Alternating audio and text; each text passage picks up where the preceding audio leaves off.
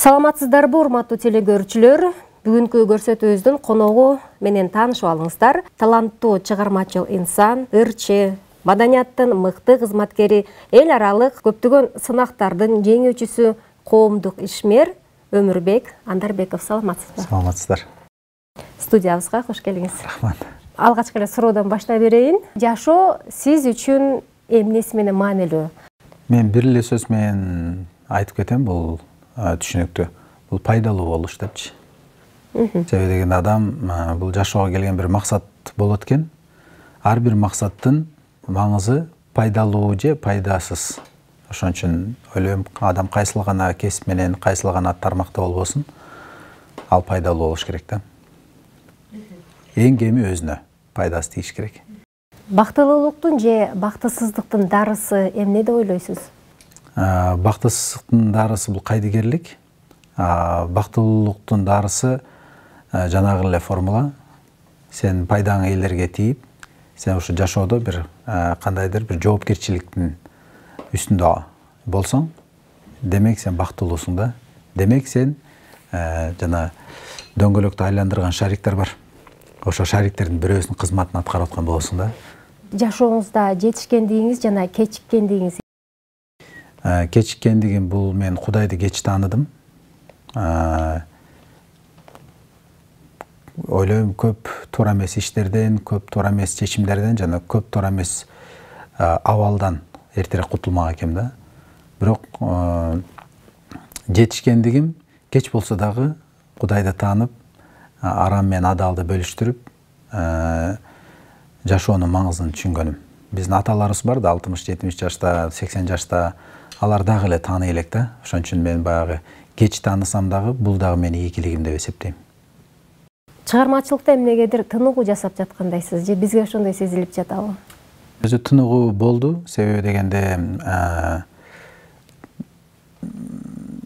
жандуу үн менен ырдап, сапаттуу ырларды чыгарып аракет кылып, бирок ошол эле маалда өтө сапаты начар, өтө мааниси жок, маңызы жок ырлар көбөйүп кеткенден кийин мен бир сыйра демек биздин элибиз кандай гана ыплас нерселер болбосун, маани маңызы жок, жеңил желпи ырлар болбосун, баарын эле сиңирип кабыл алар экен деп, чын айтканда мындай нааразычылыгымдан бул чыгармачылык жолду токтотуп койгом. Бирок 10 жылдан ашыгыраак ырдабаптырым. Азыркы күнгө чейин көчөдө боломбу, базарда жүрөмбү, очередте турамбы, коомдук жерлерге барамбы, элдер мени таанып, сиз эмнеге ырдабай калдыңыз, жакшы ырдайт элеңиз, ырларыңыз мааниси жакшы эле, деги эле өзүңүздүн алып жүргөнүңүз жакшы эле деп көп мага жакшы сын пикирлер айтылгандан кийин, демек сапаттуу нерсенин тамыры бар турбайбы? Ушунча жылдан бери мен ырдабасам деле элдер дагы эле мага таазим кылып, менин чыгармачылыгыма урмат көрсөтүп атканы, демек бул биздин элибиз электен өткөрүп, жеңил желпи нерсе кандай жеңил келсе ошондой жеңил эле кетип калат экен. Ал эми сапатка иштеп, бир мындай маанилүүлүккө басым жасаган нерсе элдин жүрөгүндө калаарын түшүнгөндөн кийин мен кайра чыгармачылыгымды жандандырайын дедим. Бүгүнкү күнгө чейин тойго чакыруулар болобу? Болот, бирок мен тойго барбай калганыма ошо 10 жылдан ашык болду. Мен ырдап жүргөндө деле, чыгармачылык таштабай жүргөндө деле тойлордон баш тартып койгом.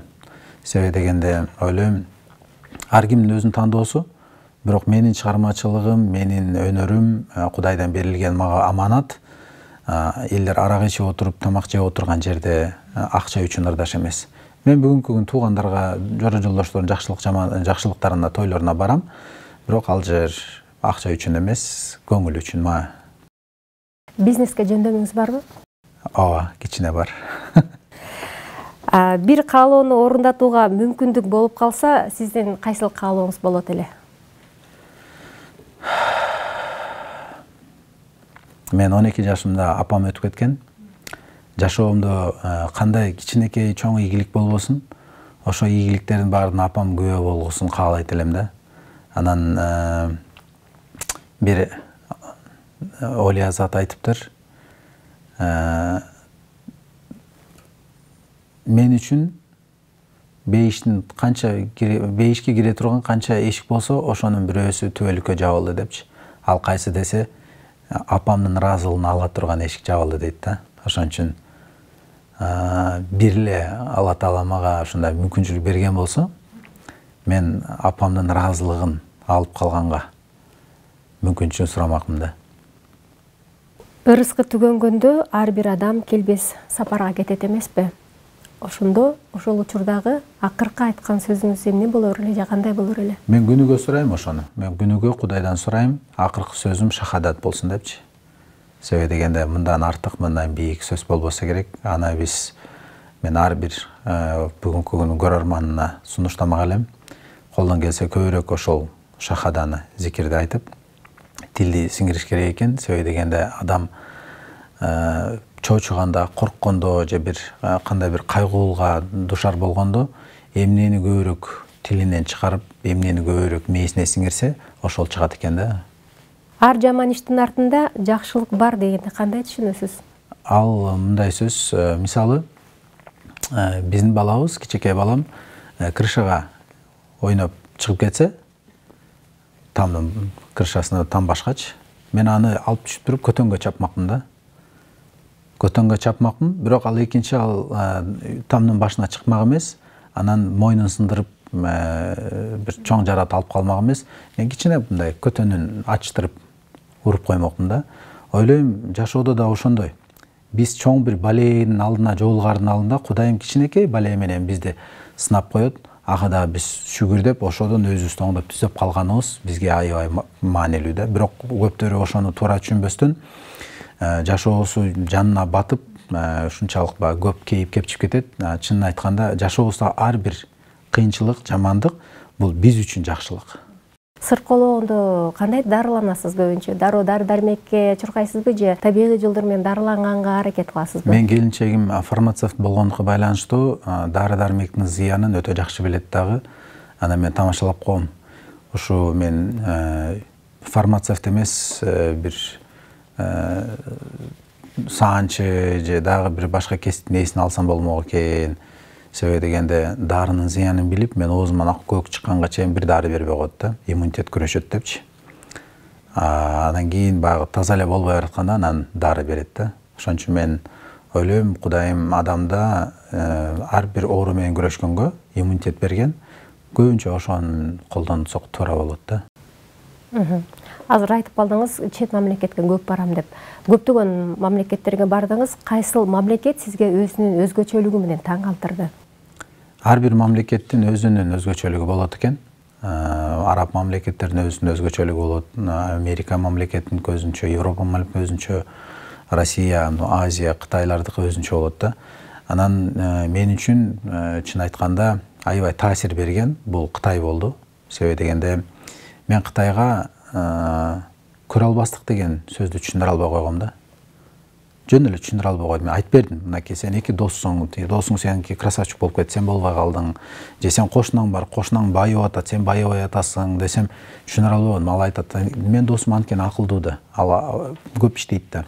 Кошунаң үчүн байып кетти, өкүң бирдей эле болчусуң, анан сен аны көрө албай ичиң тарып атат десем, эмнеге тарыйт? Мен сүйүнүп атам, ал кошунам там салып, сонун жашотпой, аны конокко чакырат да деп. Ушундай да, бул аябай таңкаларлык нерсе болду. Көрсө, биз орустар менен мамиле куруп атып, алардын терс жагын өзүбүзгө алып алыптырбыз. Көрсө, ошол эле кошуналардын, Кытайлардын биз жакшы жагын дагы алганыбыз туура болот экен да. Бүгүнкү эфирден пайдаланып, кимге ыраазычылык айтмаксыз дагы, кимден кечирим сурамаксыз?